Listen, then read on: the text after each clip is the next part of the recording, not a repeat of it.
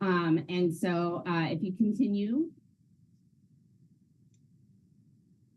again, we look forward to, having a good discussion at today's meeting. And I really, again, appreciate everybody's help in helping us to figure out the next steps for this. So if you go to the next slide, this is our agenda for today.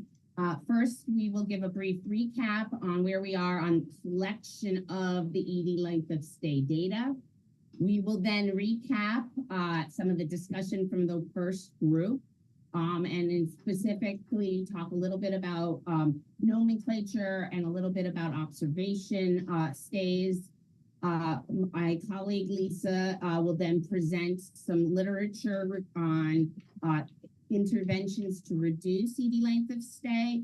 And then I will also present some of the analyses that my colleague Jeff Doherty has done, looking at factors associated with longer lengths of stay. And the reason to go through that is we will then be diving into figuring out, what it is we're going to do for the quality-based reimbursement program, specifically whether we're going to be looking at improvement in attainment, and discussing ways that we may come up with a improvement goal, and what we might need to risk adjust for attainment, and whether we can do that now or in the future. So again, having the literature and this analysis on barriers or factors associated with long stay. Apologies, they just came in the house and the dogs are barking. So I am on my, give them a second to settle down. Okay, if we could continue, I just want to briefly again give an update on where we are on data collection. So this next slide is just a timeline of the data collection process. So you can see we are in 2024 in July. We are expecting the first submission of data in the second half of the month from all of the hospitals. That is an ad hoc submission of data from calendar year 23 and the first quarter of 24. We then will look at that data and require a second submission of the next 6 months of calendar year 24 data in December. And the reason I want to emphasize this is that it'll be between August and December that the staff will be looking at the data hospitals have been submitting, developing and calculating the hospital median times for ED length of stay, providing that back to the hospitals, and identifying any concerns in the data we've collected. First, in terms of it being an ad hoc submission of all patients who went through the ED, making sure we can match that up with case mix data. And then second of all, if we could, and making sure that we think that we're collecting things fairly consistently across hospitals, and follow up with any hospitals for which we may have questions or concerns. And then if any changes are needed to the data submissions, we can then hopefully implement those changes ahead of the December submission and go from there. So you can see then, starting in January of 2025, these data elements that we're collecting on an ad hoc basis will become part of the permanent case mix data set, both the inpatient data set and the outpatient data set, or sometimes what we call tapes, harkening back to a time before I was at the HSCRC, but still a term that's sometimes used. So just, again, that just means the data sets. If you could go to the next slide, here again, we're just showing what I've talked about. Again, this is the timeline, and what I've talked about is that if we've sent the memo out to the hospitals, if any hospitals are having concerns on the data submission for July, please do reach out to the quality team, either directly to me or anybody else from the team on the call, or to our quality mailbox at hscrc.quality@maryland.gov. So again, feel free to reach out if there are concerns. Next slide, please. So I appreciate all the discussion in the first meeting. I also appreciate that we've had to reschedule this meeting a couple of times. I will just add a personal note that one of the reasons that we had to reschedule is because I got to experience the emergency department. I unfortunately had to have an appendectomy, but I considered it very useful work time, in fact, and really want to say again how thankful I am for the safety net that the emergency department provides and the high quality care that our hospitals provide. I, felt very lucky to know, that I was in good hands, but I did also learn a lot about, how difficult it is to get people through the system. And while I would say, on the one hand, the surgeon will say, hey, I saved this woman's life.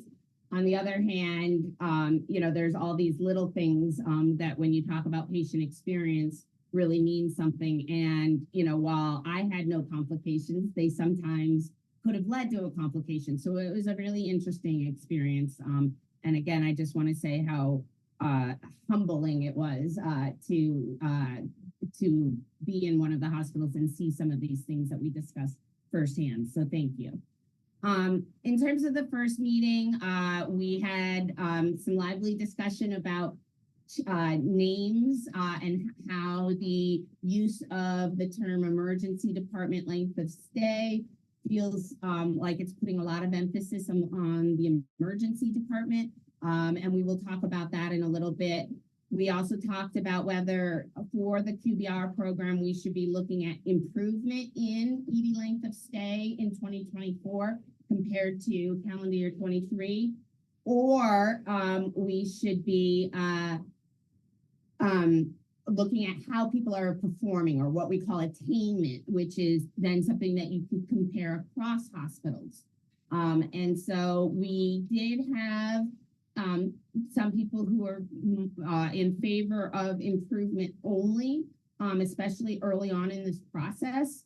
And then some people who were interested in how we also look at attainment. And again, we'll discuss this more because when you start to look at attainment, the issue becomes if there are differences in the types of patients that hospitals serve, or in the communities in which hospitals are located, things that might be outside of the hospital's control, you would potentially want to consider risk adjusting for. So taking into account those differences.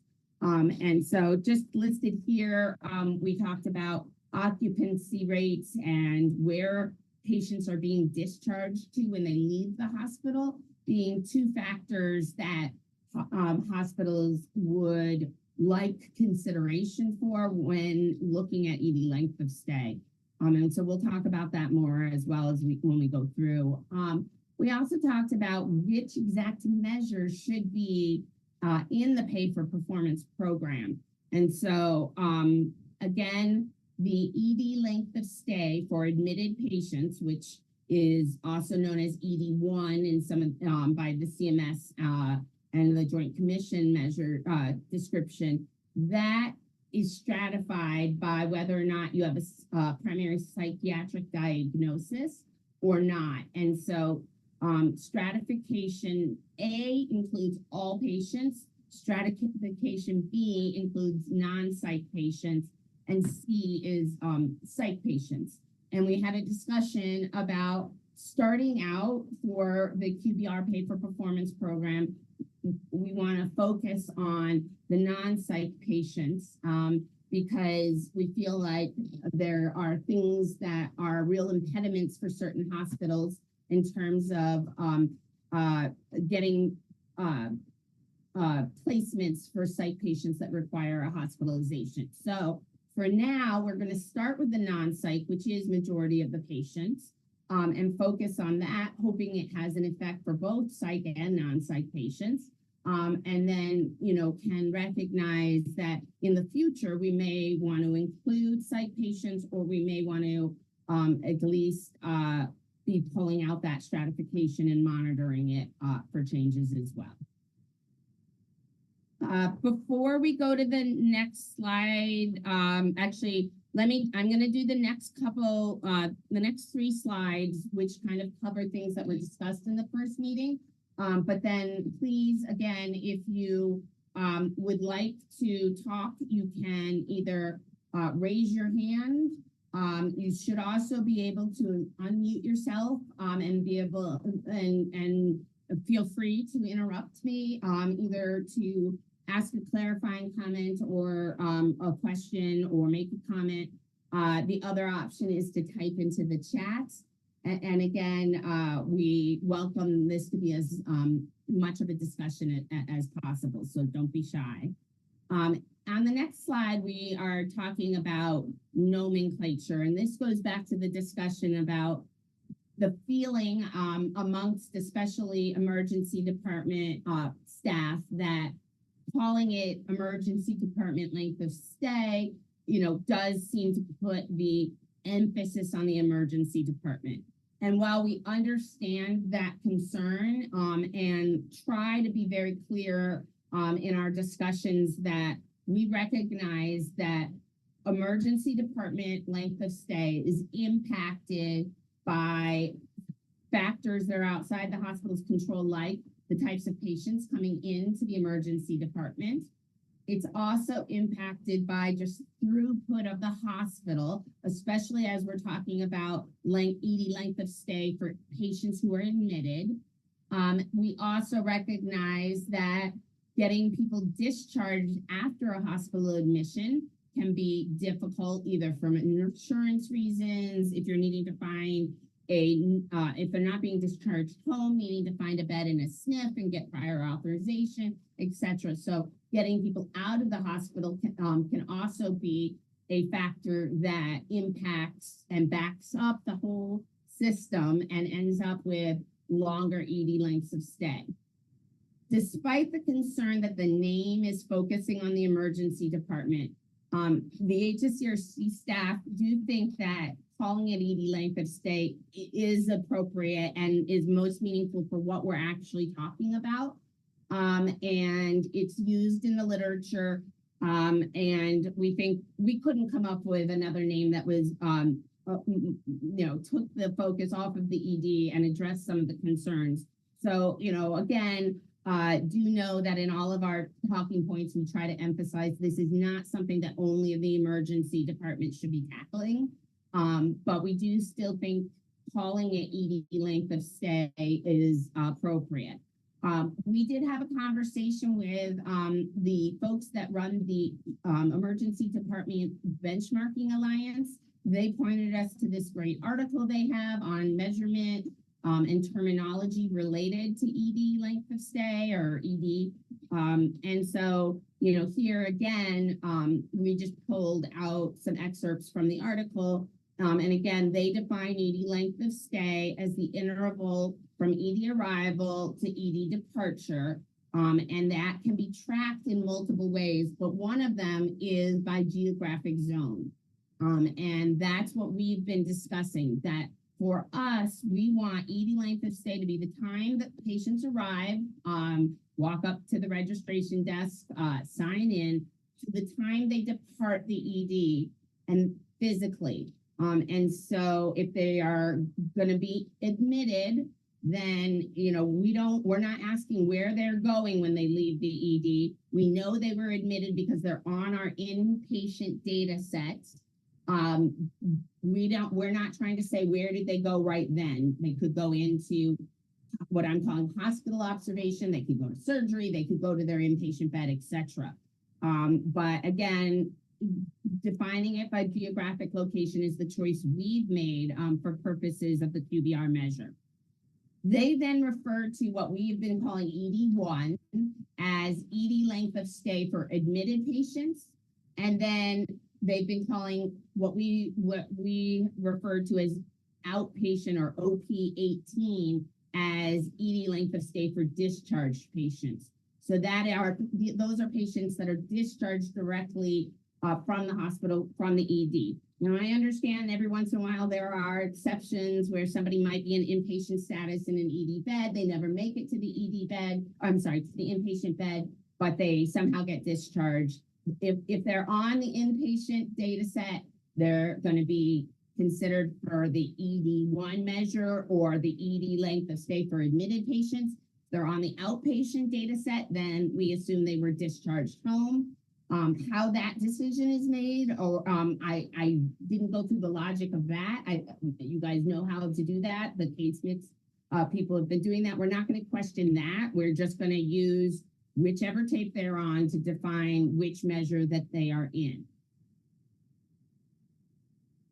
The other thing I put on this slide was a discussion about observation, because again, we have said that if observation services are delivered within the emergency department, then that and or use emergency department resources, then the time that people are in that status should count as part of the ED length of stay. If they are provided observation services in a separate hospital area with different resources and staff and beds, then that is what this article is referring to as more hospital observation. And so again, once they physically leave the ED, that's when the clock stops. And we are asking people again to, every hospitals will have, if there are any ambiguity of whether you should count certain beds as being within or outside of the ED, or certain staffing arrangements that you want to discuss, whether that should be considered ED staff or not, please reach out to us. We're happy to try to walk through examples and give you what our, recommendation is. And as a reminder, we are setting up auditing capabilities with our colleagues at the Maryland Healthcare Commission. So it will be auditing hospitals and coming in and looking and trying to figure out if what the timestamps we get correspond to what we're seeing in the EHR, et cetera. And so that's when we might identify observation concerns and how things are treated. I'd rather try to handle that up front with a discussion than trying to handle it when we have concerns during an audit that something was defined differently than how we intended. So please ask now if you have concerns, not this moment, but please contact us. You can, of course, express your concerns here if you want to bring up examples. But again, based on this article and the nomenclature discussion, we'd like to go with referring to this as ED length of stay for admitted patients, or what was formerly called ED1 by CMS. And when we talk about observation services, we will say, ED observation counts as part of any length of stay. Hospital observation does not. Again, understand that this may not be the nomenclature that you generally use, but if we could try to agree to this for our own clarity, I hope it's helpful, and happy to discuss this. One more slide real quick. One of my questions had been, actually 2 more slides, if you go to the next slide, was how much of an issue is co-occurring ED and observation services? And so what we did was we took the inpatient data set and we stratified who had an emergency department charge. That means that you came through the emergency department, and then who did not. So you can see here, almost 60%, or about 305,000 of the 522,000 patients that were admitted came through the emergency department. And then those same patients also had in the inpatient data set a charge for observation services. So 30% of the 305,000 had also an observation charge. 71. Allison. Oh, sorry to interject. There are several questions coming up in the chat. Would you like me to read those? I have it open. Let me just very quickly go to the next slide, and then I will come back maybe to this one and handle the questions. Great. And it looks like somebody's saying actually it wasn't a question, it was trying to be a response. So I will make sure we clarify it. This is that same data, but by hospital in Maryland. And I apologize, I was having trouble with Excel when I made this, so it was not acting well for me. But the blue lines represent the percent of patients who are admitted. This is all admitted patients first. The percent of patients who are admitted who had both an ED charge and an observation charge. So on the far left, you can see Christianacare Union had less than 5% of patients who are admitted come through the ED also have an observation charge. Whereas on the far right, you can see that there are, a handful of hospitals where over 40% of the patients have both an ED and an observation charge. Some of these, like Chestertown, are very small hospitals, so I'm not focusing so much on that. Some of the other ones we plan to reach out to just to try to understand, are we looking at the data correctly? So is this accurate?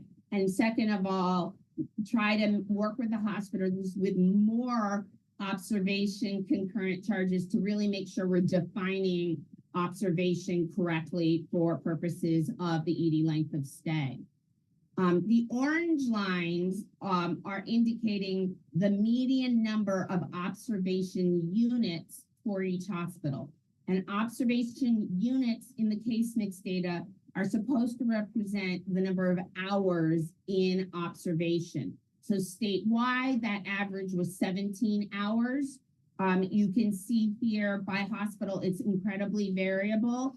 Just because you have a lot of observation doesn't mean that they're spending a ton of time in it. So for example, if you look at Howard County, which is the 5th hospital in from the right, they have, over 40% of the patients have an observation charge, but the average number of, the median number of observation hours is less than 10 versus the hospital next, versus St. Agnes towards the end, where, the median number of hours is higher, closer to between 15 and 20.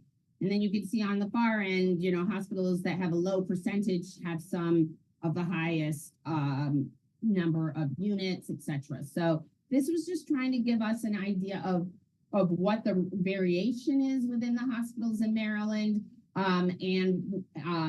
There is quite a variation here. So if I could ask, I'm going to read the first question that I think is a question. Feel free to unmute. So to clarify, if patient status is changed from emergency department to OBS, if they still remain in the ED area, the change in status alone will not be considered departure. Correct. We are using the physical location of the patient, so they actually have to leave the emergency department, and that is the end time that we want reported as part of this project. So it's not based on status, it's based on physical location. And we believe that this is based on what the Joint Commission does for their ED length of stay measure. Conceptually, the idea is if the patient is taking up emergency department space and staffing or other resources, then it is likely to be adding to ED length of stay overall. If they are outside being serviced in a distinct unit that does not use ED resources, then the Joint Commission didn't count that time, so we made the decision not to count that time. As you know, if you've been participating in this and if you're working on the data collection, we are asking in addition for the date and time stamps for patients who are admitted for the start and stop of observation status. We did this so that we could look at the data potentially including all time and observation status. We because those are our two options that we would, it's either include observation time for everybody or included only for those that are taking up ED resources. We do not believe excluding observation, the time that people are in observation when they're boarding in the ED, given what we're trying to do, it is the correct decision. So, again, we are, it is handled differently depending on where they physically are. So now I am going to stop. I think that I've clarified the question that was asked, but I would open it up for anybody who'd like to chat. And again, I know there's always going to be exceptions here and there to some of these rules. And I know we don't fully understand all of the differences between where people are and their status, etc. Happy to discuss some specific examples that are of concern. But I would say if they're kind of small, like examples that are unique circumstances, please do follow up with us. But you know, for them, if this meets the needs for majority of the patients, that's what we're aiming for.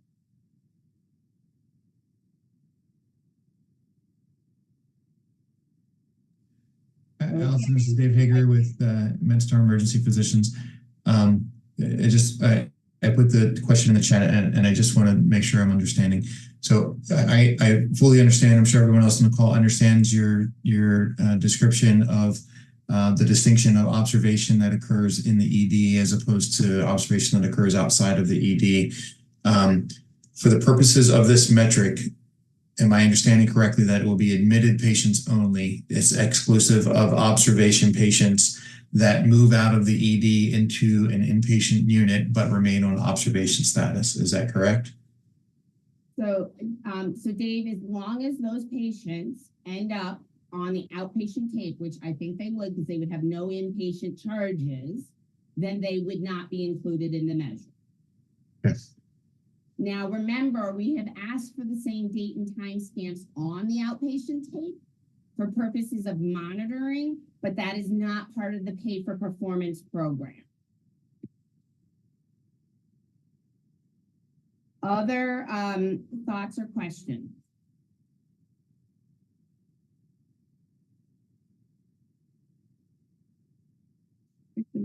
I apologize. Sometimes I check my email just to make sure that there's nobody saying, how do I get on? 1 second. Okay. Looks like we're pretty good. All right. So that is the recap of where we are on data collection. That is the recap on sort of where we are in discussion of the terminology. Again, I appreciate the concern on the not trying to make the emphasis be on the ED, but we think the most descriptive terminology for this is ED length of stay, recognizing that this is a problem that needs to be addressed through through changes that don't just occur in the ED. Okay. So next, we're going to move to the subject of this webinar. If you could go to the next slide, this was the slide from last time. What I'll say is that the only thing that was approved by the commission for calendar year 24 performance, or what we call rate year 26, is that there will be an inpatient, and I forgot to put that on this slide, inpatient ED length of stay measure weighted at 10% of the QBR score within the person and community engagement domain. The other elements, like, are we looking at improvement and attainment? What are we using as an improvement or attainment goal? How are we, or are we risk adjusting? All of those things were not decided as part of the policy. So we will decide those things and report them back to the commission. It's my understanding the commission doesn't necessarily have to vote on those decisions, but we do need to propose decisions that majority of the commissioners will find that majority of the commissions will support.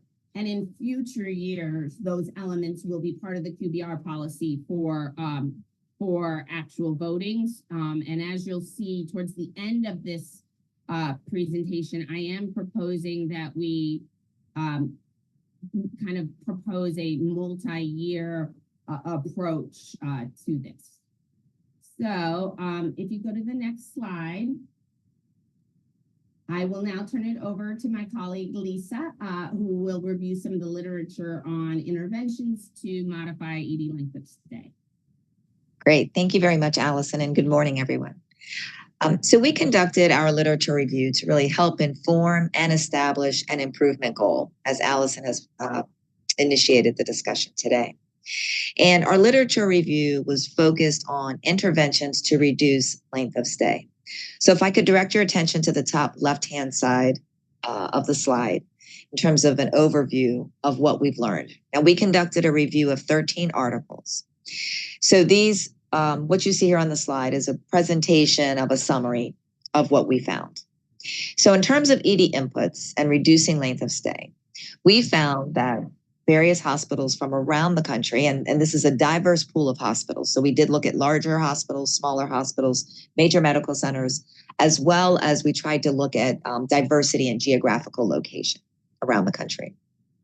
And so what they indicated in terms of helping to improve the length of stay and looking at ED inputs, it included some types of interventions including interventions that include the general practitioner led walk-in centers, where there's centers right there, and co-located emergency departments with general practitioner practices.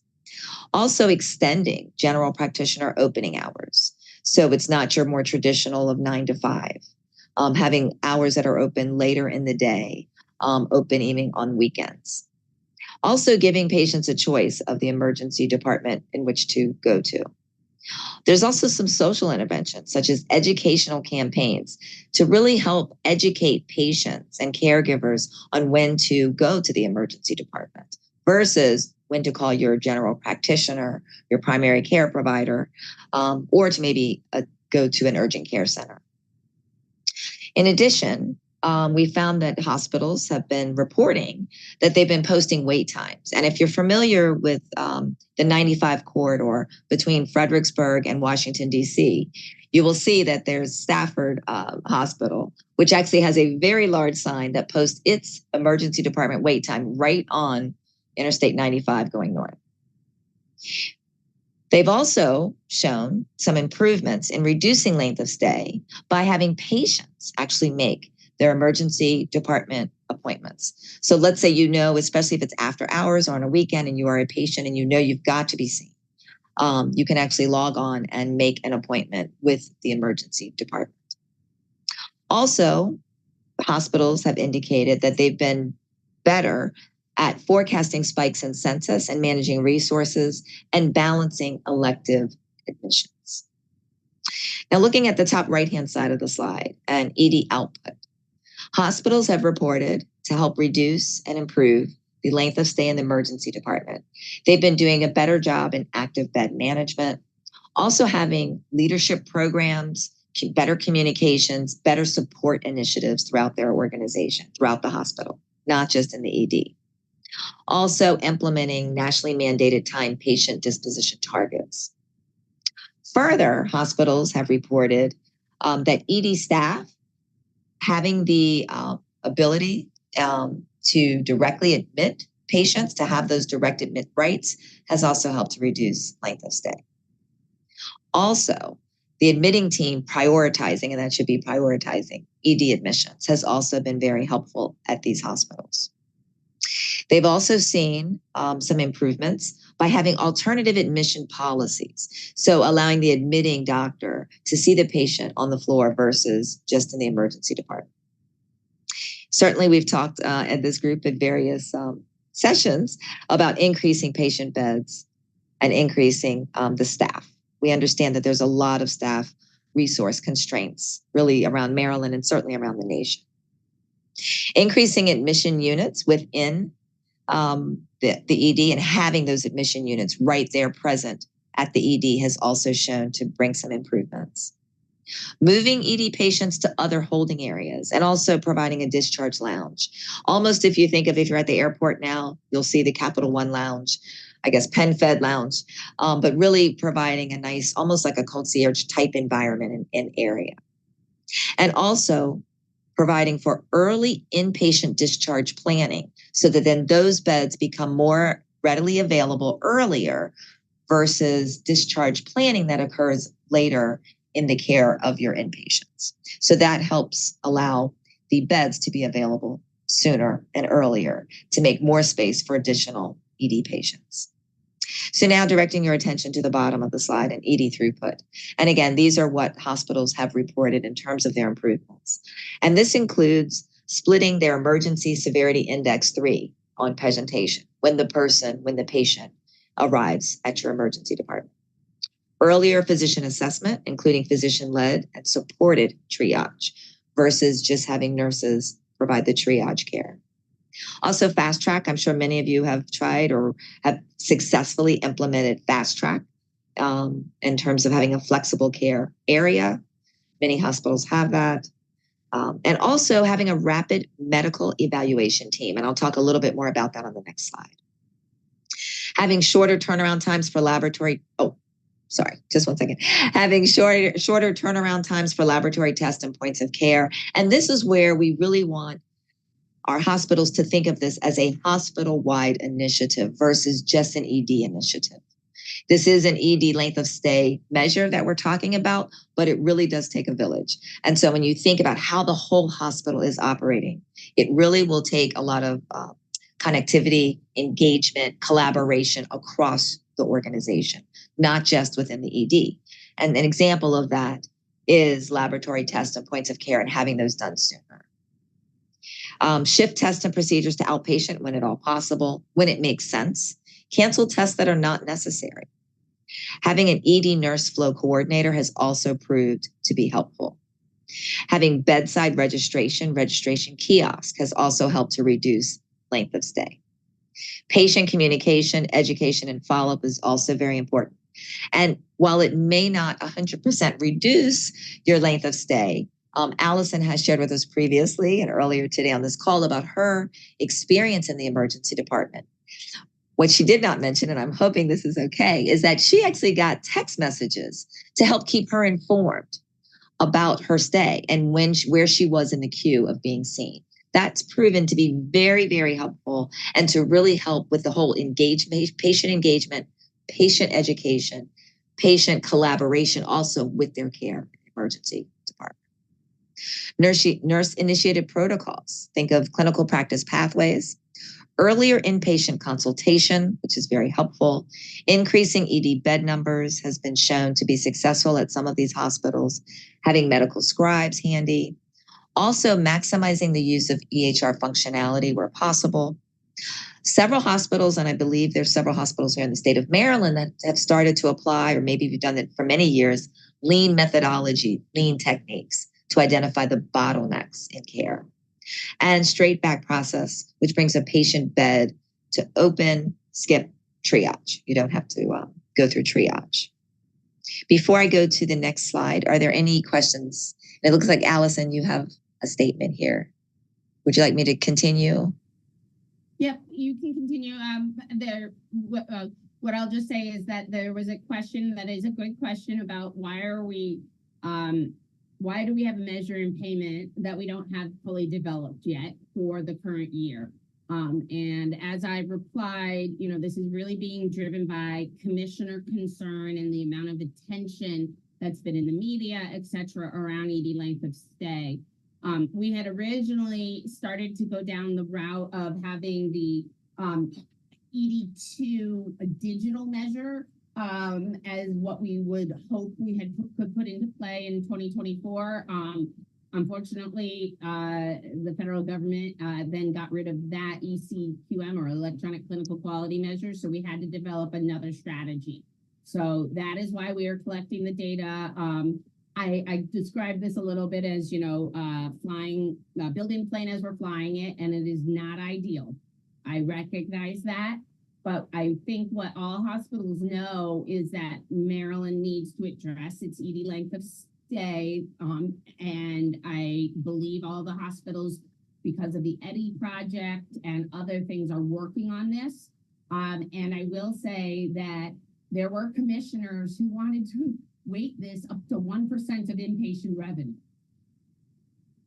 And as you can imagine, staff said, we don't even have a measure. We don't even have the data yet. We don't have what we're going to do. So it's not, we are okay with including it in the QBR program, but it needs to be weighted reasonably. And so that is where the 10% weight came. Unfortunately, as I'll discuss in a little bit, we are still in the future going to be looking at how we can put more weight on best practices associated with ED throughput. That's again another initiative. So that is where we will put additional revenue at risk on processes and structural measures and not this outcome. But that is where we are. And I understand it's not ideal, but I believe if all hospitals are working on improving this issue, which again, through, the QI initiatives with MHA around the, again, EDI, the Emergency Department Dramatic Improvement Effort, and other things. So for example, actually the hospitals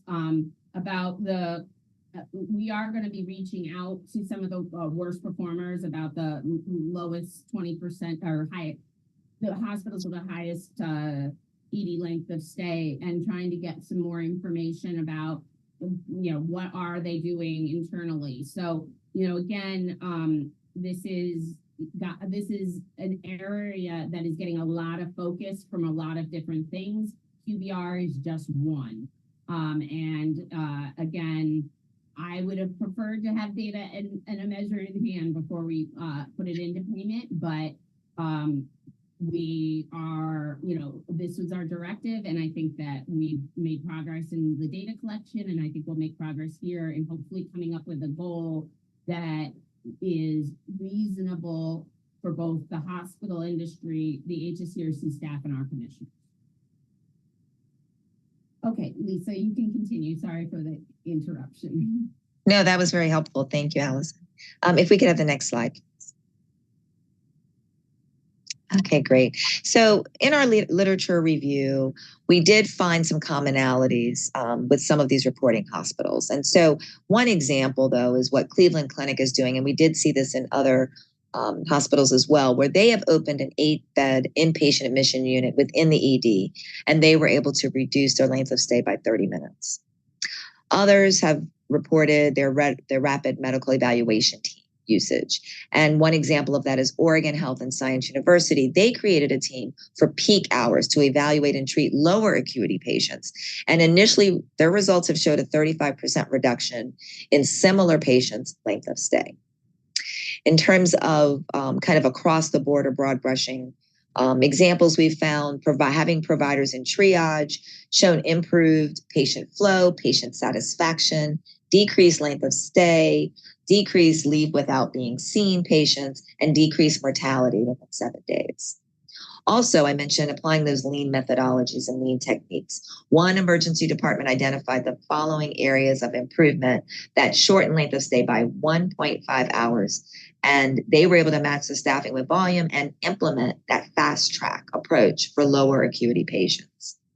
And also clinical practice pathways. One of the studies we found showed the orders initiated by the nurses have been associated with a 16% reduction of in-room emergency department care. And rapid registration. Hospitals have reported that has saved them an average of 30 minutes length of stay. If we could go to the next slide. And what we would like to do here is we'd really like to open it up to discussion. So as the state is looking at creating these improvement goals, we definitely want to make sure that your voice is heard. And so there's no wrong answer. No, everyone's voice is important here. We'd really like the diversity of discussion. So I'll read all the questions, and then if there's anyone that would like to answer one or more, we'd really appreciate that. So the first question we have is, which improvement initiatives has your organization implemented?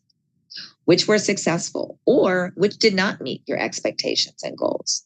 Were there notable lessons learned that you can share? Are there initiatives that your organization has not tried? And is there a reason? So maybe we can actually pull the slide up to slide 12, please. And if we could see if anyone on the call, hopefully several of you, can weigh in on what you have tried to reduce length of stay, improve patient satisfaction, improve the throughput, maybe improve coordination throughout your hospital. So we'll open it up to the group. You can use chat or certainly just speak up.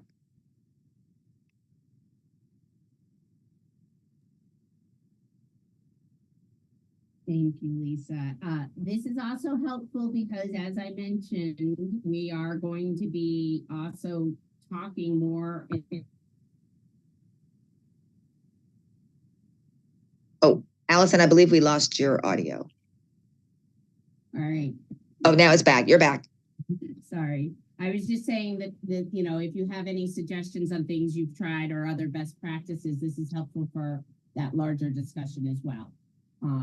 And also, if you want to think about it, feel free to come back, but I will pause for discussion. This is Peter. We at our various JHH hospitals, JHH health system hospitals, have probably tried and have implemented and are currently utilizing, I don't know, 80% of what's on here, you know, except for increase in patient beds. Allison, that's a ongoing conversation. We have had long conversations about posting wait times. The highway maybe is one thing. Outside your ED, it could be construed as discouraging patients from coming in, and it's an EMTALA violation.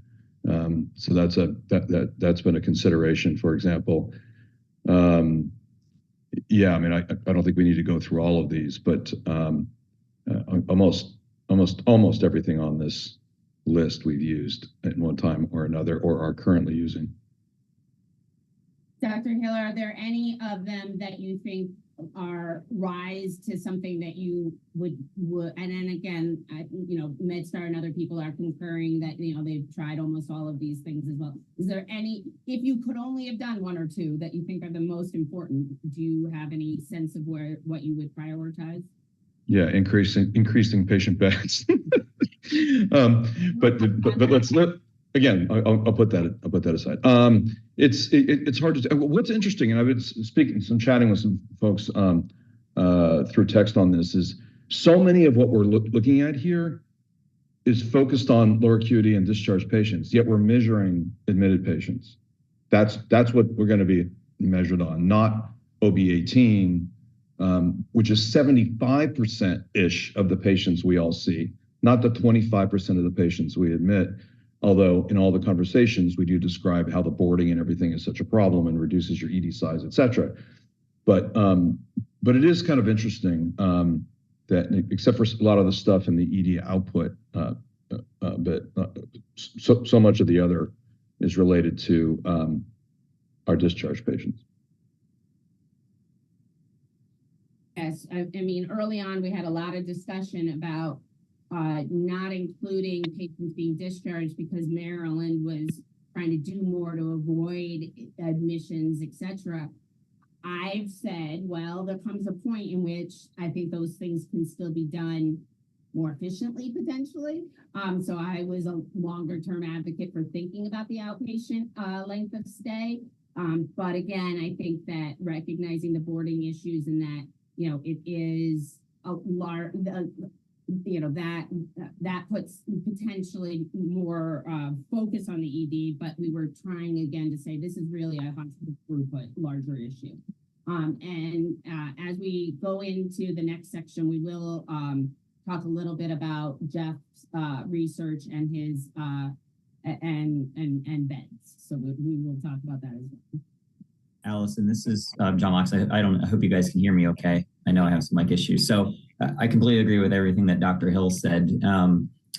And, you know, we've done many of these things. One of the things that we're running into, and I'm worried about, and I don't know that this is unique to Luminous Health, is we get these MIMS reports every week about transfer of care times. And we're doing a much better job of offloading EMS and getting them back out to the community faster. What we're hearing, though, is we're getting a big increase in ambulance volume as a result of this. And now we have patients in stretchers in the hallway, which everybody has, but we have more than we've ever had. And so that's starting the clock faster. And so it's, these patients are sick, they're coming by ED, they are more likely to end up as an inpatient. And now we've started the clock faster because that's a priority for MIMS. And so I'm worried a little bit here of our work to try and improve the offload times is going to start the clock faster for our inpatient, for these patients, and our ED1 is going to suffer from that. So, we're doing everything we can, but I'm just worried that, we're a victim of something that we're trying to do to help MIMS and get the ambulances back out in the community. And now it's going to have a financial impact on us. So I appreciate the comment. I think the same concern has been raised of, like, if we focus on inpatient ED length of stay, then does the patients who are going to be discharged home sit there longer to try to facilitate this? And that's one of the reasons why, as part of the EDI project, we are monitoring all three things, ED length of stay for admitted patients, for discharge patients, and MIMS offloading times. I recognize that while I recognize from your perspective it's difficult to have these competing interests, we purposely sort of want those competing things because we don't want you to solve one problem and just exacerbate another. And I know that's not a satisfying answer, but just understand from our perspective that we are trying to balance those things. But you're right, there's one part of that that's in payment and one part that's not. So that's fair feedback that maybe we need to consider other measures in the future in addition to the ED length of stay for admitted patients, or recognize again, change, like somehow recognizing those changes in volume or those reductions in, ambulatory ambulance discharge time is what I'm going to say. I know transfer time. But again, it is, we don't want to just squeeze the balloon and have things go somewhere else. We recognize though that if you look at things individually, that is a potential, and that is why we at least want to monitor all of those measures. And we can discuss for the future how we balance that. So maybe that means the improvement goal needs to be lower because we don't want to push back onto just having a problem where people are sitting on ambulances to stop the clock from starting, right? Like we have to have those discussions. Yeah, or if, as we get into discussions about risk stratification and other things, maybe there's something we have to consider for volumes, whether it's EMS volumes or total, but I know we'll get to that discussion. Yeah, or how patients are arriving, that could be something that's considered because, if more patients are arriving by ambulance and you're trying to get them off faster, what does that impact? So there is a comment from Dr. Hill. We were supposed to use this time to discuss measurement. Okay, we're going to move on. I hear you. So let's keep going to the research that Jeff you presented. And again, this was brought up by one of the members of the work group that they would be good to just go over this. So if you can go to the next slide, and I'll try to make this brief for a couple of reasons. One, so we can get to what Dr. Hill commented on. Two, this is not my analysis, so I cannot answer detailed questions. I will say that the full presentation that is associated with this work is at the end of, in the appendix of this slide deck. I will also say that you can reach out to me or to Jeff Doherty directly with any questions. But essentially, as part of the MHA task force, he did research to look at what factors were associated nationwide with ED length of stay, and then looked at how Maryland performed on those factors. He started with looking at both hospital factors and then also hospital referral regions. And what he found was that the variation between hospitals within referral regions was greater than the variation across referral regions. So what he concluded was that it's the hospital factors and not the referral regions that make up, here it says 63% of the variation. And so 27% is accounted to differences across regions. So things like that, hospital factors are likely driving ED performance, and some of these regional factors appear to be less important. some of the things, and again, there's a slide in the back of this, and I'm not going to flip to it, Demaria, but there is a slide. Let me just get the number for myself. The slide 38 in this presentation you can look at that actually graphs out the factors that were significantly associated with ED length of stay. So, we did find that greater primary care access or greater number of providers per capita did result in lower ED length of stay, whereas things like living in more deprived neighborhoods, higher ED volume, as we've discussed, more beds, occupancy rate of hospitals, hospital complexity were all associated with longer ED lengths of stay. And if you go to the next slide, we, again, are trying to say that, Maryland hospitals appear to be more complex and larger. That is associated in and of itself with longer ED length of stay. However, there are some similar hospitals to Maryland that perform very well on ED length of stay. So the question that Jeff proposed was that, we want to be able to provide that complex, high quality care, but also try to reduce ED length of stay. And I understand some people may have concerns about these analyses and may not find them, as someone just described, compelling. Again, I urge you to follow up with Jeff to talk through the research. This is just what it's shown. If you go to the next slide, then a lot of the discussion has been around occupancy and beds and its association, again, with ED length of stay. And, one of the issues is having good occupancy data, something that we're struggling with a little bit. But what was found was that things like higher surgical volume, higher lengths of stay, number of ICU days at the end of life, and SNF availability are all associated. So longer hospital length of stay, more ICU days, and higher surgical volume are associated with longer length of stay in the ED. I think that is not surprising, whereas lower or higher SNF beds per capita is associated with lower length of stay. And if you go to the next slide, what we're talking about when we talk about beds, and again, we understand that this is not satisfying for individual hospitals per se, but as a state, increasing beds is a costly and a long-range solution that could have negative impacts for the total cost of care model. We also have argued that it may be better to address some of these other factors, such as SNF access, hospice access, the way elective surgeries are scheduled. Those are, those interventions will require some state commitment and help, and we are working through that through the new legislatively mandated ED length of stay wait time commission. We will be addressing some of these statewide factors through that mechanism. And so we're hoping that we don't have to add new beds as the one solution. We believe instead we should be supporting more access to primary care, etc. And again, I don't want to get into this too much. If you go to the next slide, we don't have to go into some of these barriers as in this discussion so much, but if you go to the next one, I think I must have dropped a slide, or I must have it later on.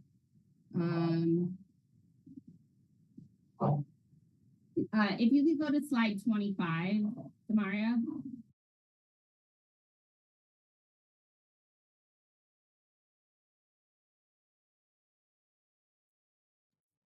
This is all. I wanted to just provide an update briefly on occupancy data. There is a project through the CDC and the NHSN. Maryland is one of the states that is participating And it is designed to try to get more real-time bed capacity data. So for emergency planning, my understanding is MIMS and MHCC and other people from the HSCRC are involved in this. This won't be ready for this year, right? So we know we won't have this for calendar year 2024, but hopefully we will have this in the future. So if you could go back now to slide 19, I will just pause for any comments that haven't been made about factors, systematic factors that are of concern. And the reason we're asking about this here is those may be factors that we want to make sure we consider in the future for potential risk adjustment or other modifications to an improvement goal.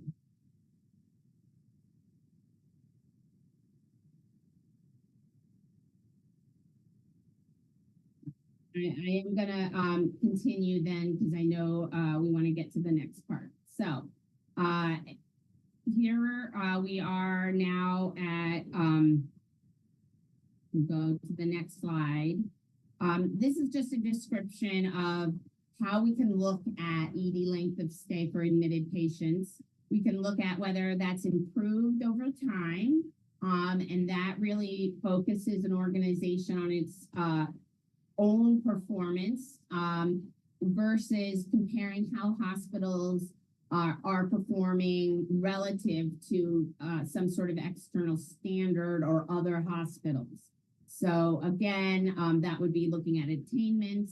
And in the QBR and value-based purchasing program, most of the measures are included as the better of improvement or attainment. So because the program includes a lot of different measures, all of these measures are standardized in a way that converts those rates to a score from 0 to 10 points.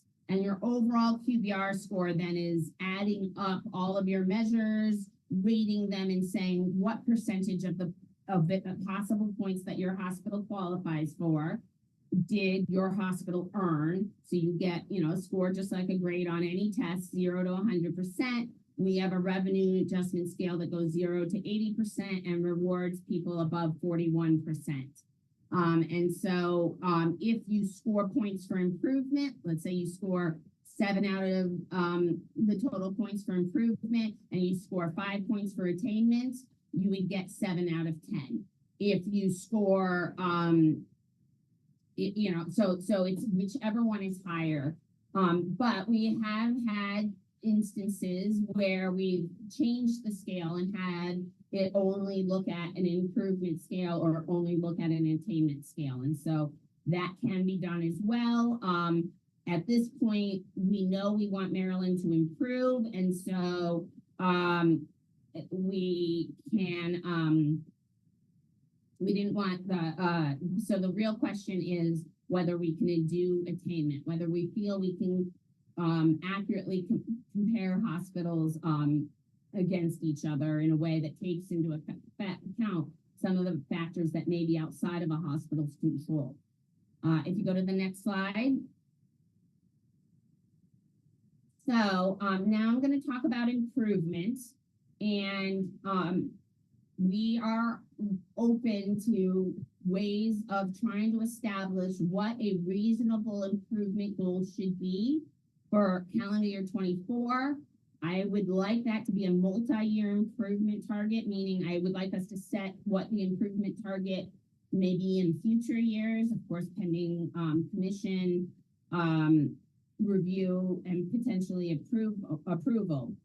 So the first thing is that we have been collecting the data monthly from hospitals as part of the EDI project.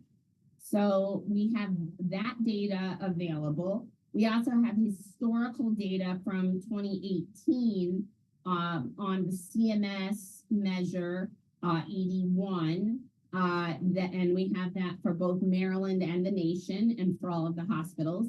That measure differs a little bit in that it is a sampled measure. And so, but again, what I'm reviewing is sort of what are the data sources we have. And then we have, what has been seen in the literature. So what you're going to see on the next slide are some attempts for us to take the average of the statewide median. So just as, again, to set the reference, with the data we've been receiving, we've gotten the median ED length of stay for what we're calling ED1B for all of the hospitals in Maryland. If you average that, then the wait time is 569 minutes.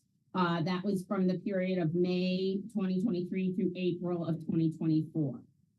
So what we had said is, if all hospitals in Maryland that are above the statewide average improved to the statewide average and all other hospitals stayed the same, what would this new statewide average be? It would go from 569 to 495, or a 13% improvement. In addition to taking the average of the medians, I also just tested this taking the median of the hospital medians, which, is, so then that would, if you did the median, you would end up with a slightly higher improvement of, and you would go from 569 to 473, or about a 17% improvement. So again, all we were doing here is just saying, hey, if everybody that is above the state performed at the state level, what would the whole state look like? And how much improvement would the whole state have?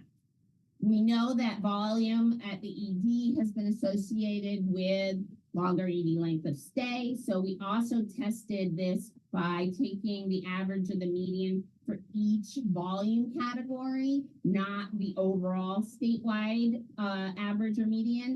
That resulted in almost identical results in this case.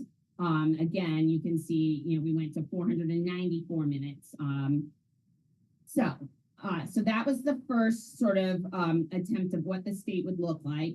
We then also took the ED1B data from 2018 for Maryland and the nation, and we said, what is the gap between Maryland and the nation? And Maryland performed about 32%, had 32% worse or longer ED length of stay than the nation had. So we took that 32% and said, hey, let's pick 3 years. That seems like a reasonable amount of time. It's not 1 year, it's not 10 years, it's sort of in between, but we could pick a different number of years. We're open to ideas and suggestions, but we just took the 3 years and said, okay, if we were to close that gap over the next 3 years, what would the ED length of stay look like for this ED1 measure as reported on EDDI? And you can see it would go down from 569 to 500, and then in 2026, it would be 385. Again, we are limited by the data we have for establishing a goal. That's the other reason we looked in the literature. And I do encourage you guys to think about improvements you may have seen historically to get ideas for what is a reasonable improvement target. I then said, okay, let's say that we like the idea of people performing better that are above the statewide median, but everybody should improve a little bit. And there's only so much improvement people can have in 1 year. So what I then said is, okay, all the hospitals that are performing worse than the statewide median are going to improve by at least 5%. And the maximum improvement in 1 year will be 30%. So, for example, there are some hospitals that in order to get down to the statewide median of 569 would need to improve by over 50%. So that didn't seem reasonable in a year. So again, I just capped it at 30% because that was the gap of the nation in Maryland. We can choose different numbers. We can do this any which way we want. The results indicated that we would have about a 15% improvement if, again, everybody improved by at least 5%, and those that are much higher than the statewide median improved to the statewide median or to the maximum of 30%. If you go on the next slide, it might kind of show it a little bit. This lower graph is just showing that improvement. So scenario one is in the blue lines where we said everybody above the statewide average would improve to the statewide average. So you can see, for example, Easton would need to have close to a 60% improvement to get to the statewide average. And we know Easton has some unique issues related to transfers from freestanding EDs. We're not going to focus on that so much. But, you know, in the orange lines, what you can see is we're saying everybody's improving at least 5%, even though, you know, the ones that are very close to the median that only need a tiny bit to get to the median still are improving by 5%. Those are sort of the ones in the middle with the very little blue lines. And then you can see the ones, you know, everybody's capped at a 30% improvement. One of the questions I have is, should the improvement goal be the same across hospitals, or should we be instead trying to set a minute related goal and let everybody's improvement vary based on how far they are from that? We haven't traditionally done that. We've set sort of uniform improvement goals, recognizing that if, you know, your current wait time is 1,000 minutes, you know, and we say you need to improve by 10%, you need to reduce 100 minutes off that time. If your time is 100 minutes, you have to improve by 10 minutes, like recognizing it's all relative to your baseline. So again, though, this is trying to discuss, you know, is it better to have a set minute goal and different improvement goals based on where hospitals are at? I've also just provided the data for the month of April up at the top, where you can see that, you know, within the volume groups, there's more variation than there really is across the volume groups. And, you know, that is why, you know, the modeling on the first slide before showed really no difference when we took the statewide median versus the volume, the median for the volume group. So I'm going to stop there and just say, you know, by the end of this discussion, you know, we would like to be saying what is a reasonable improvement goal. We may not be able to come up with that today, but I do want to, you know, say that, you know, we are looking, we need to come up with something that is going to pass commissioner scrutiny, and also not be such a high goal that it's unreasonable to expect in 1 year. And we need to set two things. We need to set what is the minimum improvement goal we want to see, and what is the maximum, what would be the improvement that you would need to get full credit for this measure. So it's not just what's the minimum. So I'm just giving examples here. You might say the minimum is 10% and the maximum is 30%. That would be our range. You would get 0 points if you improved less than 10%. You would get 10 points if you improved as much as 30%. And I'm just, again, I know the scoring is convoluted a little bit, but I'm just trying to say we need a range, and in between that range, people will get partial credit for improvement. I'm going to pause, and I know, Brian, you have your hand up, and I would appreciate your input. Yeah, thanks, Allison. So this is more maybe just some food for thought that I hope helps fuel this discussion. Would a hospital-specific target or improvement goal, would that essentially, you know, is there a way to build into how we develop that hospital-specific goal? Or could that account for known hospital-specific capacity issues? Things that are impacting hospitals differentially in terms of their ED population, or just some of the capacity issues. And what I'm thinking about when I kind of think through this, I think about some of the SIHIS goals. We have a statewide metric, and then we kind of tailor the hospital specific goals based on, you know, how each hospital is able to contribute to either the SMM rate or whatever. So those are my thoughts around that. Yeah, I have heard some feedback about risk adjustment for improvement on this based on some of those capacity issues. And so, you know, I think the way I'm understanding your question, it would, you know, help to level the playing field, if you will, if there was a hospital specific goal. So I just wanted to share that, you know, and hopefully those who have more insights than I do can kind of chime in on that. Thanks, Allison. Thank you. Yeah, I think that that's the idea is that could be set based on where you're at or based on the other factors. So again, let's say, and again, we don't have great occupancy data, so I can't sit here and say I can do something with occupancy data in the near term. But, for example, you could have a, graduated improvement goal that is relative to your average percent occupancy in a year, right? So if you have higher occupancy, then you would have a slightly lower improvement goal. Again, that's with good occupancy data, and I'm not sure that my colleagues would say we have that yet. So I want us to keep that in mind for this year. I do want us to then say, one of the ways that we could set a lower improvement goal for this first year would be setting a more aggressive improvement goal over time. And hopefully over time, we would have that occupancy data to either be doing attainment or a more graduated improvement goal. So I think I would just like us to put on our hats of, if I'm a commissioner and not from a hospital or from a hospital, but I'm taking my statewide role of trying to improve this, we've got to get something that's going to meet face validity for them. And if we're going to go with a lower improvement goal for 2024, because we don't have some of the ways to account for certain things, I think we can make that argument.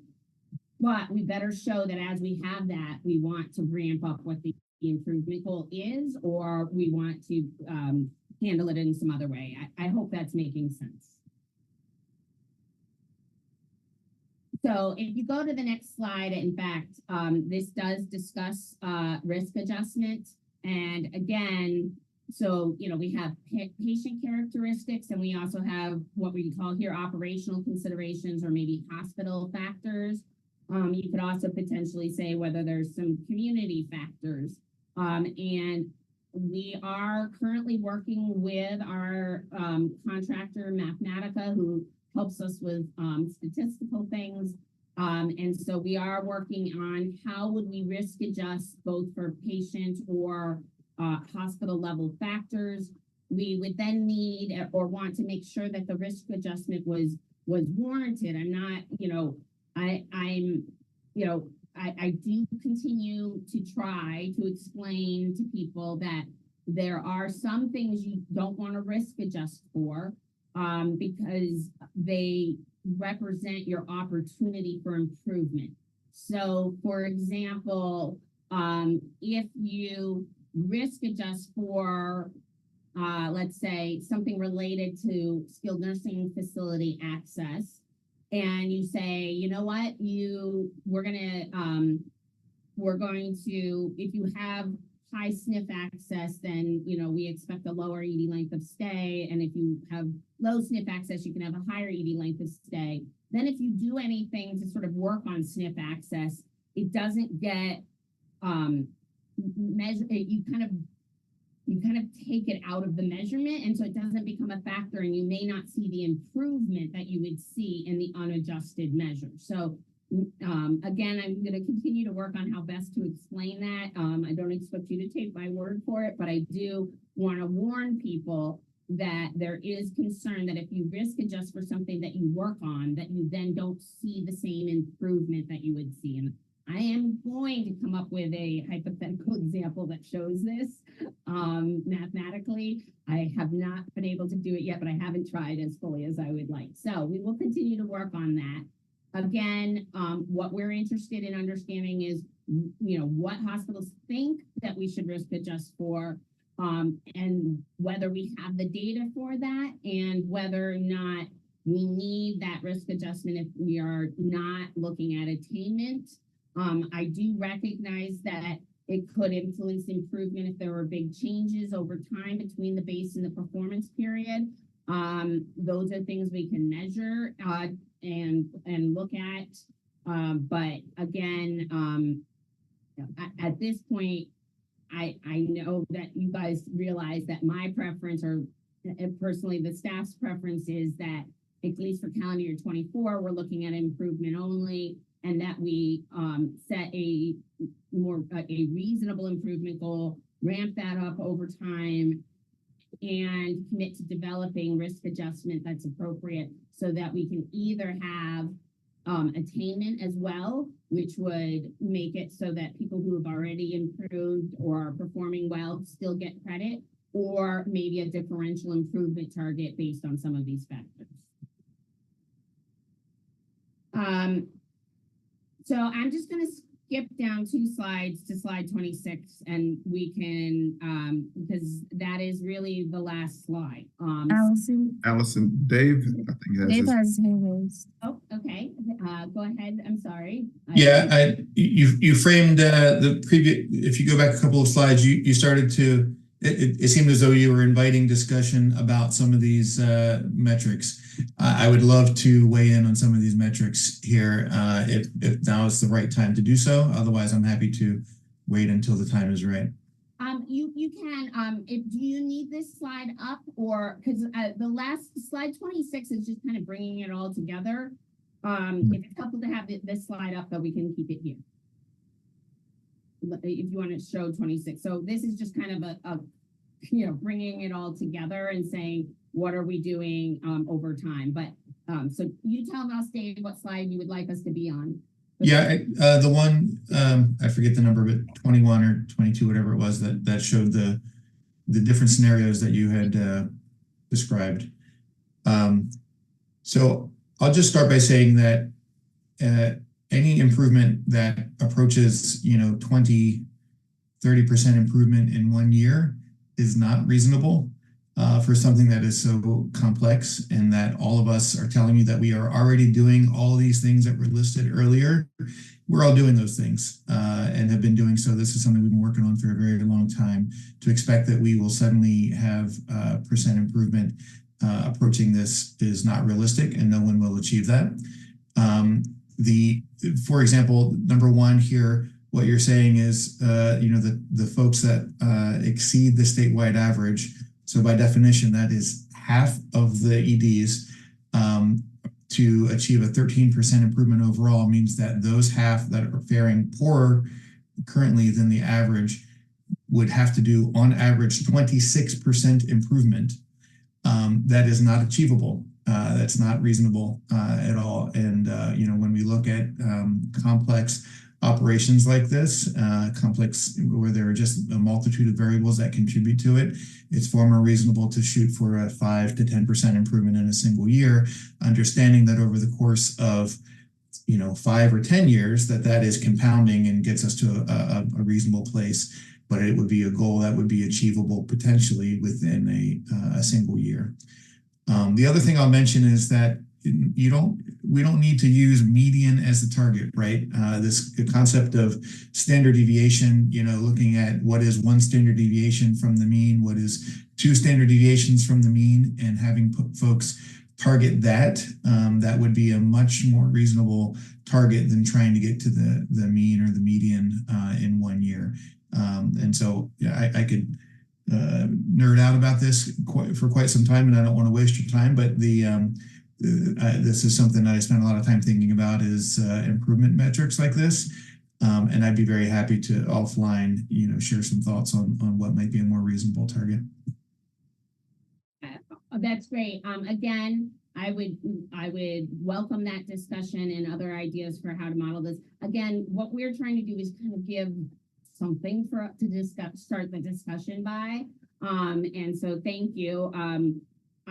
What I definitely hear is that there are some other ways of, I agree, of looking at the data in terms of, standard deviations, etc. But also that clearly, that these things here listed as a 1-year goal, you would believe are much higher than what could be expected. So thank you. And again, our data sources are very limited for trying to look at this. So in fact, hospitals probably hold a better sense of what's reasonable from if they are able to have looked at this historically. And if anybody was willing to share some of that, that would be great. But because, you know, I can tell the commissioners, hey, we've landed on a 5% improvement goal to 15%, but I'm going to have to kind of say why, right? And so if hospitals are saying, hey, we've done internal analyses and here's our work, and it shows that in year over year with all of these interventions, that's about what we're able to accomplish, that'll go a long way for me to be able to say, you know, anything higher is going to be, you know, not fruitful. Hospitals will give up. So I need help from you guys to help me with this. So Dave, I am going to get in touch to try to discuss other ways of looking at this, but also ask very kindly of all of you to think about what you know of your institutions and you know, we got to start talking. Tell me what's a reasonable goal. And what you'll see on the very last slide is I am asking the question, do hospitals need that improvement goal 6 months in, or would they prefer knowing what that improvement goal is sooner?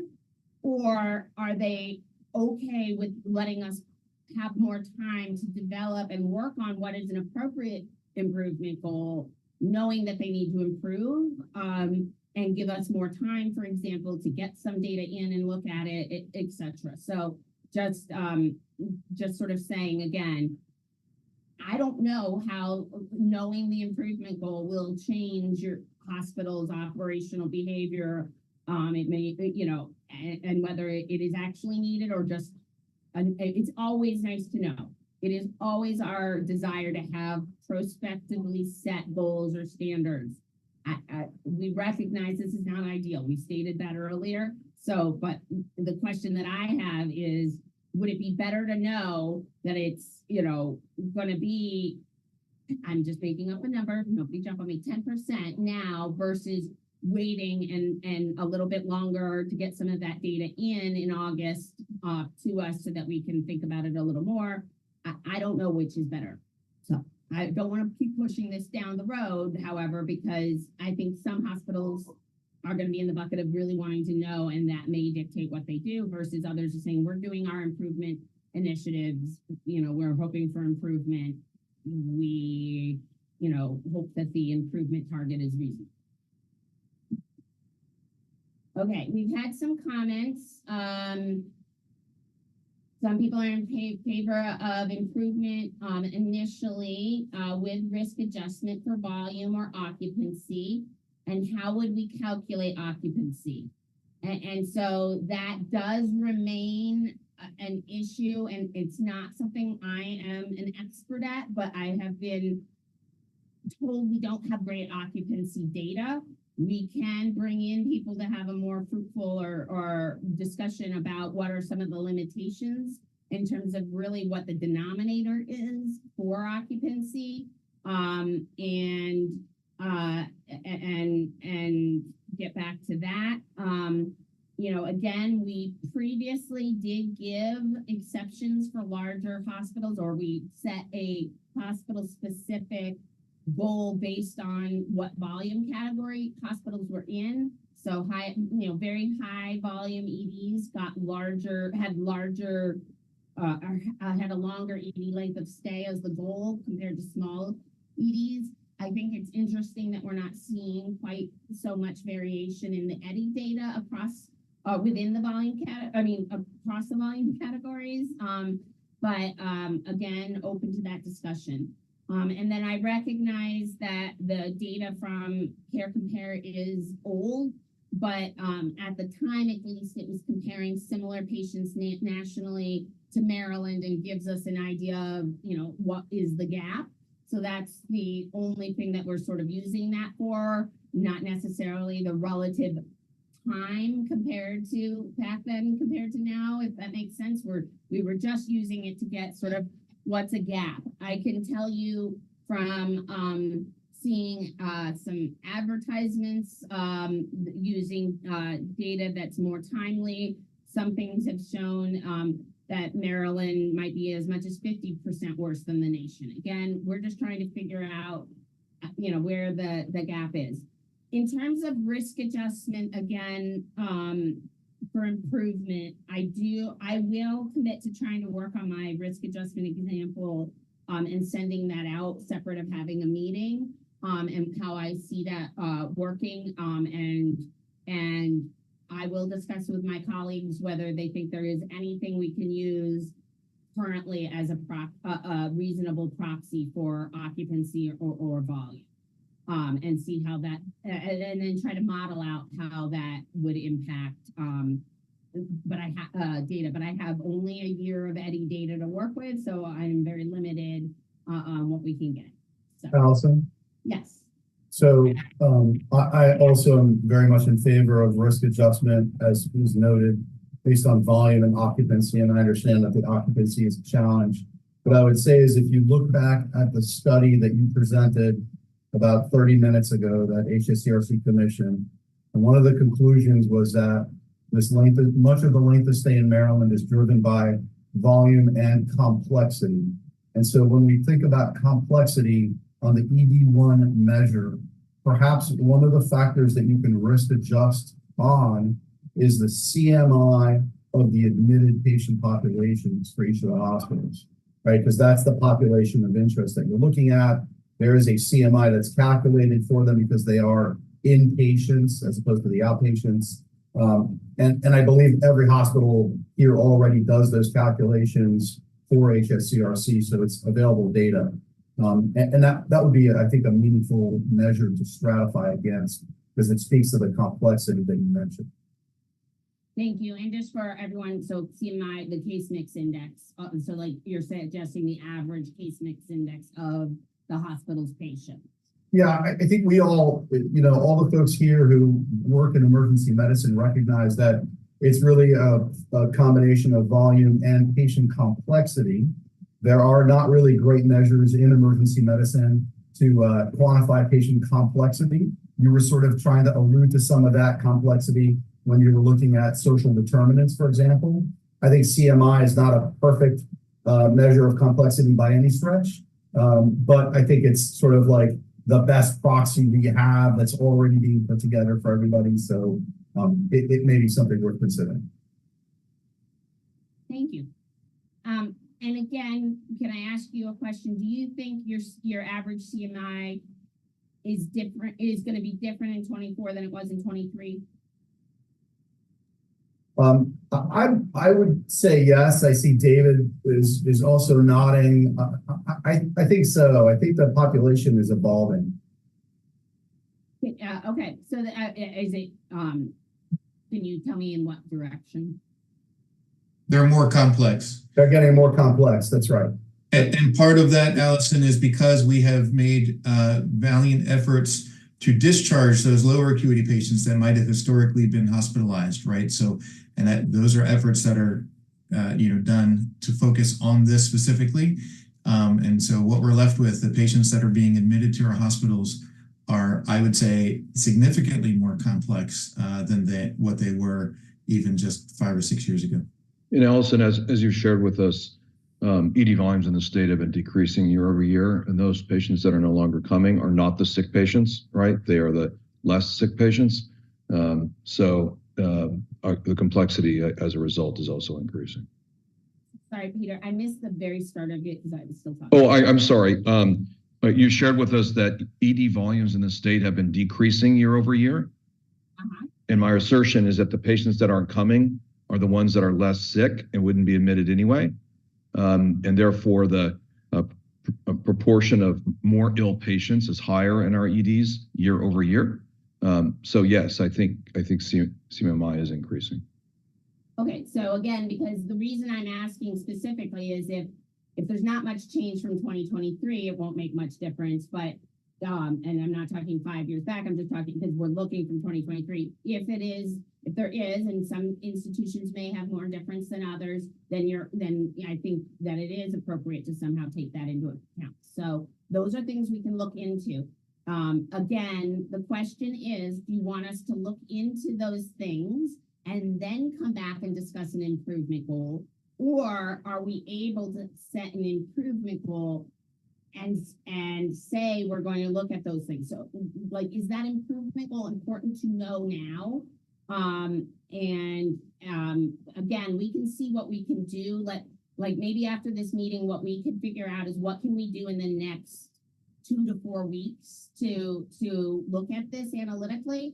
And again, just recognizing, you know, our limitations on the data and how much time that is that, you know, do we want to come back in 2 to 4 weeks with some of those analytics and then make a decision? Or if we think those analytics are going to take longer, is it really important that we at least try to establish, even if we want to say it's a preliminary improvement goal, like sooner than later? I have no sense, you guys, and I have really no preference actually to that answer. I don't know if hospitals are like, if we don't get this improvement goal, we can't do anything. My hope is you guys are just doing what you're going to do, and you know, because you know that we need to be improving on this issue, and whether it's, you know, 4% or 8% or 12% isn't the exact, you know, thing holding up your interventions. Allison, what I think might be helpful, and others can disagree, is if maybe we narrow down the scenarios, and then if by hospital we had data, we had the analytics on what would this mean for the hospital. I think that would help us better set targets for improvements. If, again, scenario 1, scenario 6, what would that mean for the individual? You kind of showed that in that one graph, but that, you know, if we said just add in that improvement number of whatever it was, 17%, I can't remember the table, but what would that actually mean in minutes? And then we go from there. I think that would be very helpful for us. Agree that target right now, I don't need it today, knowing that we have to do the work anyway, but developing the target, I think we need some data before we actually just say, yeah, 10, 15%. Seems arbitrary. Okay. So what I'm hearing then from, and I really do welcome other comments, is that we'd rather take a little more time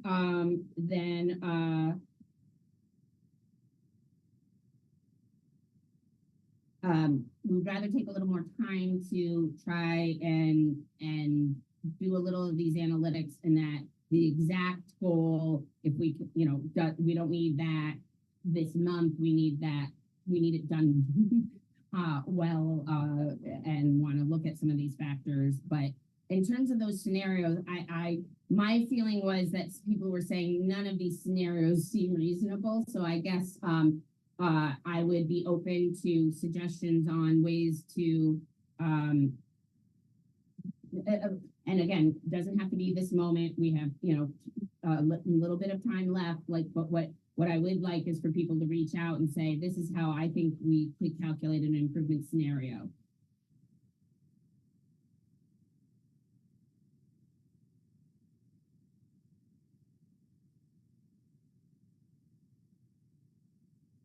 Okay.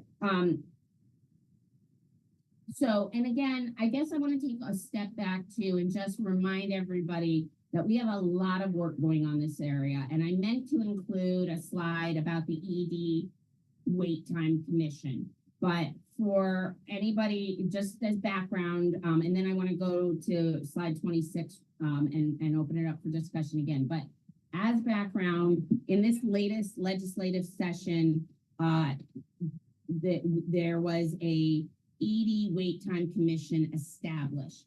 That ED Wait Time Commission will be staffed by HSCRC, and it will be co-chaired by the Department of Health Secretary, Dr. Laura Herrera-Scott, and the HSCRC Executive Director, John Crome. And we are trying to bring in what we've been calling ED best practices into that commission. So in addition to the commission, when the one commissioner said, I want ED length of stay to be weighted 1%, and we said, no, don't do that. They then came back and said, then I want a different 1% incentive to be on process and structural measures that all hospitals should be doing and not super innovative things, but just things that all hospitals should be doing. And, you know, however, you know, and I keep using the example of, let's say, like having social worker access in the ED. It's not just yes or no having social worker access. It might be, for example, how many social workers, FTEs, do you have per the number of ED patients you see in a year? Like, what's not just checking the box, but sort of what's the intensity or the fidelity to the intervention? And the reason I'm saying that is, you know, everybody has probably a social worker or care management in their ED, but what is, again, the intensity or fidelity to some of those interventions is more what we would want to get at. And so what I'm trying to do is say that best practice work, we should convene a subgroup to look at that, and it should report up through the ED wait time commission. I mean, so should this QBR incentive. Anything we're doing should report up. And that way we don't have to do anything else new, because we have all these things going on that we can report to the commission that we're working on. In addition, though, so we kind of are splitting the work of the commission staff to say, I'll work on trying to work with you guys on what are some ED best practices and how we might measure that. And by the way, that's not till, you know, a future calendar year, unlike the QBR incentive, but I think the commissioners are hoping that's calendar year 25. But we recognize there's also a lot of statewide things that need to happen that health systems need help with. So how are we going to address behavioral health access? How are we going to address SNF access? How are we going to ensure that there is robust, high quality primary care that's accessible so that patients don't come to the ED for lower acuity things? And so that work also needs to be, is, you know, really also central to the ED wait time commission. You know, I would say 75% of that work needs to be around that, and the 25% around the hospitals. But what I'm meaning there is, you know, we have to have a behavioral health representative on the ED task force. We need somebody that's going to say to the state and to the chairs, like, hey, nothing's happening, or, you know, this is what needs to happen at a statewide level in order to improve behavioral health access. And are we making progress on that? Holding, you know, who's being held accountable for that? So that, because we recognize that there are these larger statewide barriers. So again, I'm kind of just trying to say that we know this doesn't all fall to you, and this ED wait time commission will be focused on, you know, what are the statewide best practices that have already been identified through things like the MHA task force report that now need to be implemented, and that somebody needs to be held accountable for in terms of showing progress. So that's sort of how I envision that. And I just, again, there's a lot of work going on. And I know it's a little bit separate from the QBR measure and incentive, but I just want you to keep that in mind as we are developing this. And again, say we can come in with a lower improvement goal for year one, but as those things are ramping up, and we can write it in a way that says, as the ED wait time commission works to adjust statewide barriers, you know, we can increase the improvement goal that the hospitals should be expected to have, because we'll be working both with hospital best practices and statewide implementation of things, I don't know what else to call them, to address some of those statewide barriers. Allison, I heard you say a lot of structural effort is being put together to focus on internal ED improvement methodologies like the social worker piece. But what I didn't hear is, yeah, we recognize that there needs to be a focus on the externalities that health systems need help with. Let's say, for example, SNF access. But what I didn't hear is there's a structure around that, or the commissioners are putting some structure around that. I heard a lot of focus on EDs and their need for social workers, but I didn't hear a lot about what's formally going to be done for the externalities that really are what's going to drive change. Because if I add a social worker on the overnight in my ED, I might discharge 1 or 2 more patients. But if I improve SNF access in one of my hospitals, I'll open up 10 to 15 beds per day. Much more meaningful, clearly. So what's the structure HSCRC is putting into place to address those externalities? Thank you. So again, I know nomenclature is important, so I hate to call it the ED Wait Time Commission, but that is the structure that we will have for accountability for wide barriers that are ultimately impacting hospitals and throughput and eventually ED capacity. Does that answer your question? So I think what you're saying is the structure that you described is going to be doing all those things, even though it's called ED. I got that part. And I think we're all kind of over that at this point. I think we recognize that we're not going to win that battle. But it sounds like you're saying that structure will also be looking at those externalities. I think it'll be helpful if in future meetings with this group, if we could just hear a little bit about what that's going to look like and what that work is going to evolve to be. Yep, and that's I appreciate that, and that's what I was trying to do verbally, but I had meant to put in a slide or two that would probably solidify it. Partially, it's that we're establishing like staffing and other plans right now, and it's not fully baked, but that is what the general skeleton is, and I will make sure. What I would like to do in the final 5 minutes is just talk about where I think we maybe where we've gotten or agreed to. And I apologize. I would like Dr. Hill, could you specify a little more on your comment? Because I just want to make sure I understand it, because I don't know what measurement I was talking about at the time you made the comment. So I want to make sure I understand the comment. Oh, I would. We were just using social work as an example. Number of social workers per, index by volume, et cetera. I think we do have to be.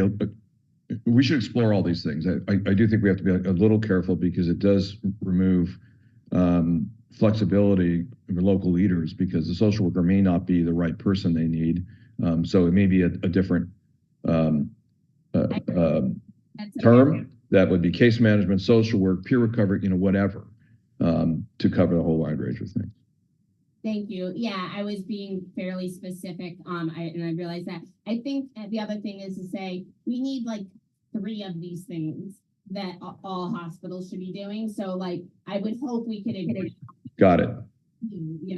I think we said 3 to 5 would be the absolute, ideal kind of number. So my hope is, and not looking for super innovative things either. Like I asked the commissioners, do you want me to say, does somebody have a hospital at home program? And they were like, no, it's not about being innovative here necessarily. It's about doing some of the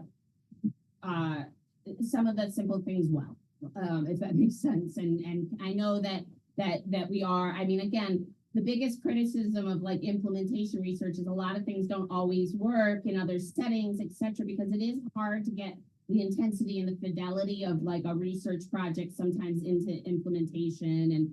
And again, I'm going to need your help as we go down this road. And I am, so this is what again, what I've heard is that even with improvement, there is a potential need for risk adjustment. So I'm going to work on some, and that risk adjustment could be based on sort of the case mix or intensity of or complexity of the patients. That, occupancy would be great. We're not exactly sure how that can be defined uniformly across the hospitals in a way. Again, it has to do with the denominator in the state of Maryland. I'll get you more information on that. I think I've heard that the improvement scenarios we've put forth are generally pretty aggressive because there are some fairly poor performers that would have to make huge improvements. I guess one of my questions would be for some of the higher performing hospitals, what do you think that reasonable improvement goal would still be? So again, I could go back and just say, what if every hospital in the state improves by 5%? Is that reasonable for those, performers that already have lower ED length of stay? Maybe, maybe not. So let's discuss that.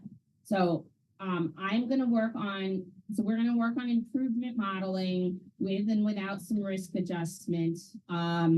We are going to get you more information on the larger picture of ED initiatives and making sure we're connecting them all in a way that makes sense and that shows you where the state is making the commitment to hold to have a forum to hold accountable others for improvements in things that we know are factors associated with longer length of stay. Again, that's going to be taking those MHA task force recommendations largely and saying which ones of these, do we think we can work on? And how can the state work with other actors in the health system or the social service system or the larger system to achieve those. I know we're running out of time. I know people have to jump off. If I've missed anything, I think what our goal will be is to come back in 4 or 5 weeks for a follow-up meeting to review those analytics. I also know that there were certain individuals who offered suggestions on how we might model what an improvement goal could be. If you could please reach out to me, or I will reach out to you, and if we could have those conversations. And then last, I will just remind you that if your hospital is anticipating having issues with the data submissions or the confusion on the data elements, please also prioritize that so that we do get data from all of the hospitals during that July 2-week timeframe. Allison, is it correct that just want to clarify something you said? Is it correct that in year 1 it will be an incentive only, meaning for hospitals that are not able to meet the goal, whatever goal we set, there will not be a penalty? You obviously won't get the incentive, but there's no penalty. Is that correct? Not me to say that. If I said that, so the way QBR is set up right now, it would be both up and downside. We could have a discussion about that. Previously, we did put in some safeguards, I want to say, where the measure, it's complicated, but essentially when you start earning points, that doesn't mean you're out on a measure by measure basis. If you took each measure individually and you took our preset scale, you'd be saying each hospital has to score 4 or 5 points on each measure in order to be out of the penalty zone. In reality, some hospitals might score many more points on some measures and no points on some. And so scoring a 2 on the ED length of stay measure doesn't get you to the cut point for penalties. But if you don't score that 2, you might have a penalty, right? Like that based on the other measures. And I know you're shaking your head. Other people may not understand what I'm saying, and I apologize. But it's complicated. But previously we said if you improved, but your QBR score got worse overall, we would take the measure out. I don't think we're going to get away with those safeguards currently again. So I would instead like you to focus on, and maybe we can bring this back, what does that 10% mean really in dollars for every, agents, for every hospital, so that we can kind of just put that in perspective on the up and the downside. But I did not mean to imply there couldn't be penalties. I think the expectation is that we will have rewards and penalties. Potentially, maybe there could be a safeguard if we have to sell this to our commissioners. And remember, they wanted 1% at risk on this. So let's got some of them, 1 or 2 of them, maybe. That's it. I know that that's not everyone, but just, in terms of how we negotiate this together. And I really do want to say, I hope you can believe that I want to negotiate this with you guys as well as with them. We've got to come up with something that is aggressive enough I think not including downside is going to be a problem. But let's really look at what does 10% of inpatient revenue devoted to QBR mean for each hospital really in dollar amounts.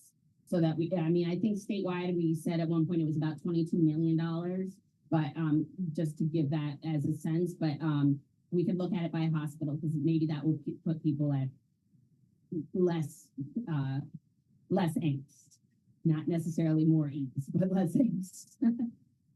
Okay, well, we are out of time. This has been a great conversation. Thank you to my colleagues. Thank you to all of you for your time. Happy Friday. Happy start of summer. I hope everybody enjoys their weekend. Stay cool. The emergency departments are probably not looking forward to this heat wave. I'm sure I know how difficult those types of things can be, and how they may introduce patients that you wish weren't coming in. But again, everybody stay safe, enjoy your weekend, and thank you.